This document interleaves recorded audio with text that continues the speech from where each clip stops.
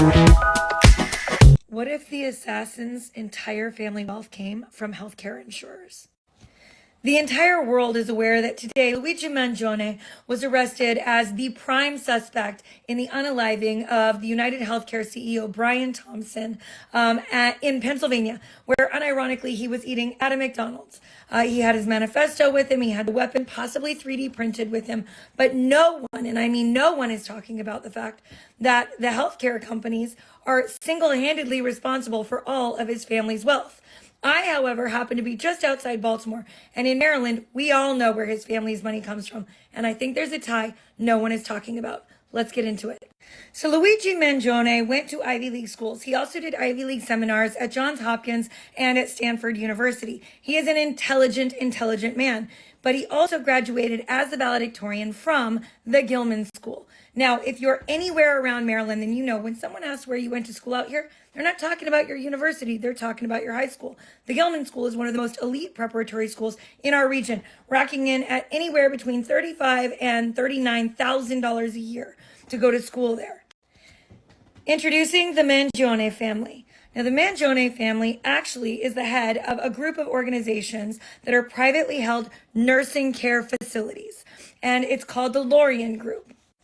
And if you look at the Lorien Health Services About Us page as of today, it says a family-owned and operated organization founded by and conducts itself based on strong family values. But if you look just a couple days ago, it looked like this.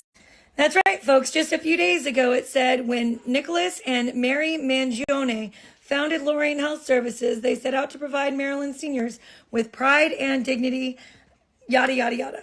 It's very interesting how that just changed, isn't it?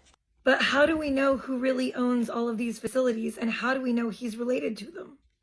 Now, doing a fair amount of research on these nursing facilities, I've learned that since 1977, they've grown to have at least 9 long-term care and rehab facilities all across the state of Maryland. They also have expanded to add a healthcare services company, and they invested a ton of money in buying Turf Valley Golf Resort, where they have tons of weddings and conferences, and they also host hundreds and hundreds of dinners for healthcare and pharmaceutical representatives. No correlation, I'm sure. This is an article from the Washington Post discussing Nick and Mary Mangione's acquisition of the Turf Valley Resort. And it was in these responses to interrogatories from one of their lawsuits that I identified the ownership structure of Lorien Healthcare and their affiliates. In this document, they're answering who owns all of the facilities and who owns all of the stock in Lorien Healthcare and Lorien Health Services. And they identify it and say that the 10 adult offspring of Nicholas and Mary Mangione, listed as Louis, John, Rosemary, Linda, Lisita, Nicholas, Joanne, Peter Mangione, and Francis, and Samuel, and Michelle, each own a 10% stake. Now, in this same set of interrogatories, they identify the specific breakdown of the shell corporations and which corporations do what with which facilities. They also address ownership of the Turf Valley Resort. I also found an attached letter offering to purchase a new facility, and it was signed by a law firm, but it was signed by Louis Mangione, president of the company that was doing the development for all of the rehab facilities and the resort. Now, Louis Mangione, according to address records, is likely Luigi's father. I had to go and find out which of them were Luigi's parents. When I did a background check on Luigi, I found his address as 1 Buckley Court in Towson, Maryland, which happens to be the same address as Louis Z. Mangione and also his wife, Kathleen Z. Mangione. And as I said, Luigi at 1 Buckley Court, Towson. In case you're wondering, 1 Buckley Court is neatly next to live in and around Baltimore and Baltimore County. It's also very close to the private country club that the Mangione family purchased and operates today. Now, taking a really hard look at how the experiences are for the residents at their family nursing facilities, at first glance, it looked like they were really actually on the up and up. It looked like their residents were well taken care of. It appeared that they were receiving decent care. I couldn't find very many lawsuits, but then I dug. I found a bunch of shell corporations, and I identified several malpractice suits against them. I also went and looked at the government rankings of their nursing facilities from the Medicare assessment team that actually determines whether or not the residents have a strong quality of life. And let me tell you, the numbers were not pretty. Jumping back to the healthcare facilities and the state or condition and quality of care that their patients receive. Remember, Luigi volunteered here quite a bit. Right now, their most recent health rating is 2 stars, and they have received at least 24 demerits just on the health conditions and the health inspection investigations in their one facility this year alone. If you look here, it says the average number among similarly sized nursing homes in the United States is 9.6, and they've received 24 demerits just this year on one facility. According to this, they're squeezing 112.7 patients on average into a facility that the average in the United States holds 81. But this is where the percentages really start to upset me. As you know, I have done a ton of research on private equity and healthcare. And right here, you're going to see the percentage of long-stay, low-risk residents who lose control of their bowels or bladder, which has to be marked every time it happens for Medicare to pay for their bills. 83.2%. The national average is between 48-ish%.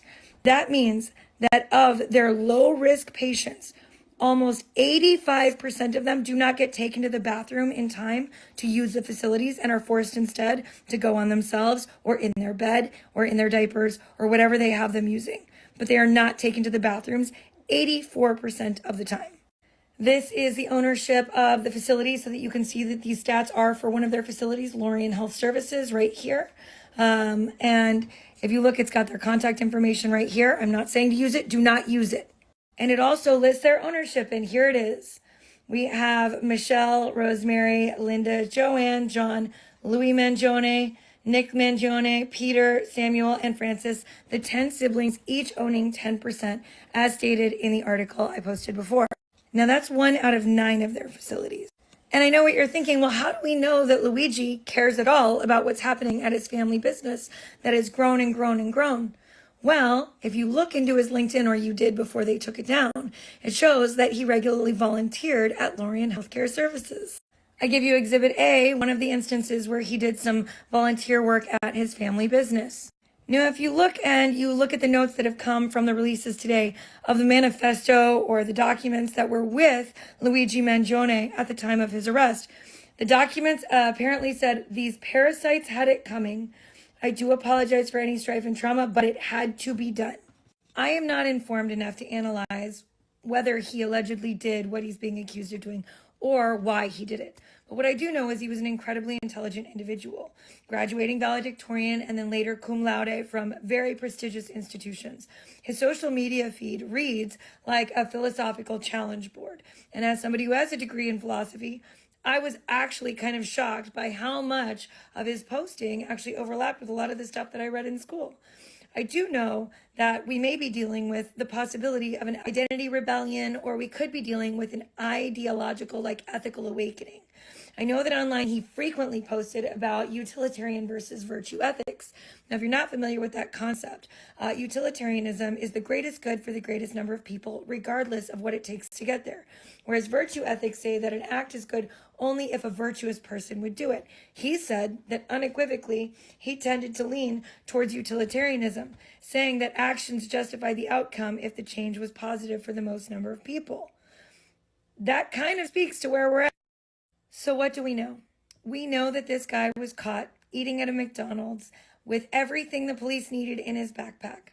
We know that he had very specific things written in that backpack that suggested that what he did needed to be done if he in fact did it. We also know that all of his family's wealth, and their wealth is substantial, came from the very same healthcare companies as Brian Thompson was the CEO of. And they have significant wealth. Among their shell corporations, they own dozens of businesses and a resort that houses thousands of acres of prime real estate in the middle of one of the most expensive states to own real estate in the United States.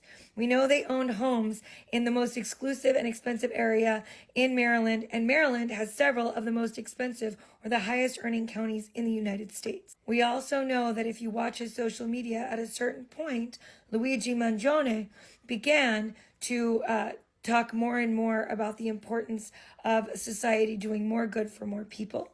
and he also cited frequently authors that advocated for the same. I would not say any of his postings leaned left or right, generally more like up versus down. Considering he was absolutely part of the up, it's an interesting quandary. We also know that while his family business looks to be an altruistic endeavor that's there to serve the patients and their families as they claim, their rankings show something different. It shows an area where too many patients are crammed into too small a space with too few nurses with bad health conditions, and they're left to sit in their own feces and their own urine. That reeks of profit before patient. And considering that all of their family wealth relied on these exact same insurers to keep that money flowing, it's a bold statement if that's in fact what he intended. Regardless, it is never okay to advocate for violence, and I'm not doing that on my channel. What I am doing is advocating that we all pray for the patients of Lorien Healthcare. We pray for their family members as they go through a difficult time of probably learning the kinds of conditions their family members have been in, and we're going to see other people that are struggling with the information that comes out. If you're new here, my name is Tiffany. We work together to fight private equity. We work together to save small businesses in our community, to expose corrupt corporations, and to talk politics regularly. Thanks for tuning in, and don't forget to like, share, do all the buttons, and do all the things. Sorry, 83. Episode of Seen and Heard podcast. Please remember to like, share, subscribe so you won't miss our next episodes. And please consider a donation that helps with our programming, and we'll greatly appreciate it. Thank you.